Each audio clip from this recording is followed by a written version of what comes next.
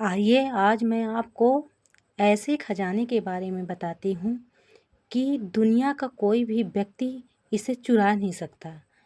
हाँ, पता है वो क्या है? तो वो विद्या धन है।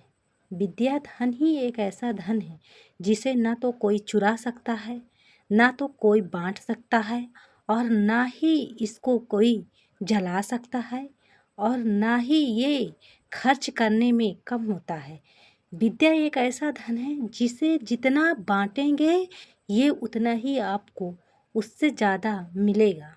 और धन है तो देने से घट जाते हैं, लेकिन विद्या एक ऐसा धन है कि आप जितना बाँटोगे उतना आपके पास दुगना आएगा।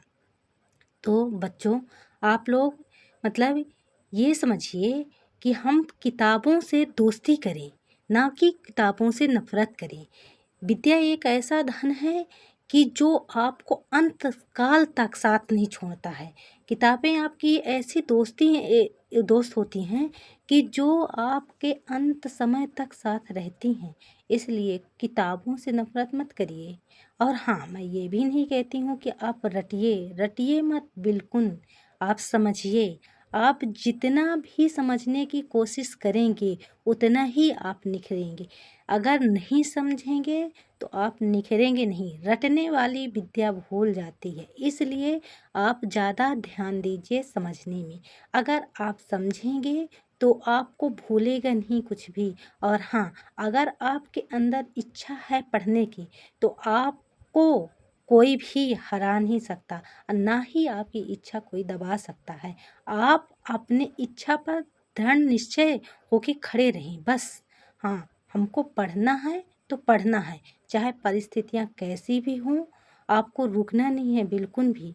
मैं आपको बता दूँ, जब मैं 12वीं में थी तो मेरी मम्मी बहुत बीमार थीं। 12वीं में काहे को 10वीं से ही बीमार थीं और 10वीं से आपको पता है कि बोर्ड एग्ज़ाम शुरू होता है। तो मेरी मम्मी 10वीं से बीमार रहती थी क्योंकि उनको ब्लड कैंसर था। फिर भी मैं मम्मी को लेके जाती थी, डॉक्टर के पास भी जाती थी और मैं अपनी पढ़ाई भी रखती थी।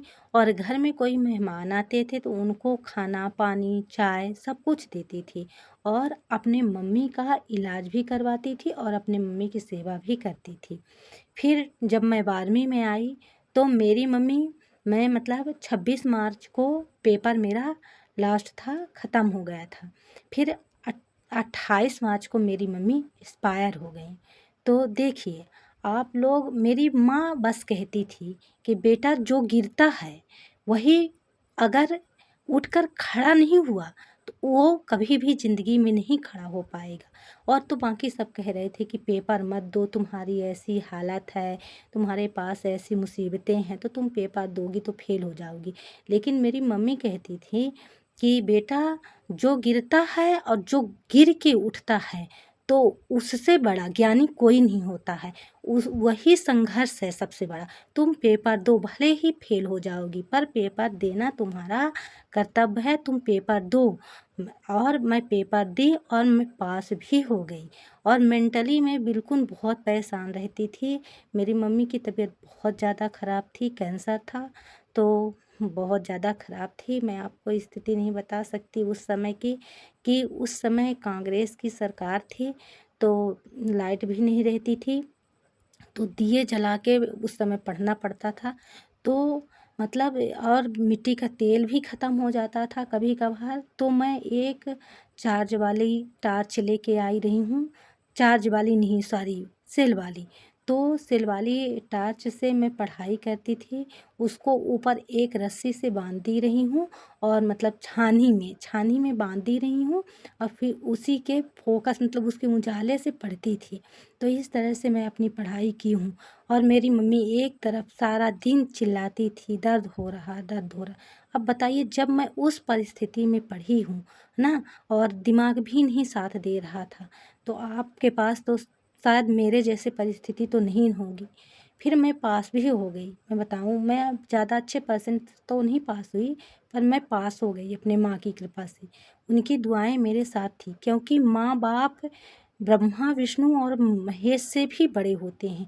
कहते हैं अगर तुम आत्मा से उनको मानोगे तो उनके जो ये क्या कहते हैं, आशीर्वाद, आशीर्वाद जो आत्मा से जो शब्द निकलते हैं वो तुम्हारे साथ ज़रूर रहेंगे। वीडियो अच्छी लगे तो लाइक शेयर सब्सक्राइब ज़रूर करें। धन्यवाद।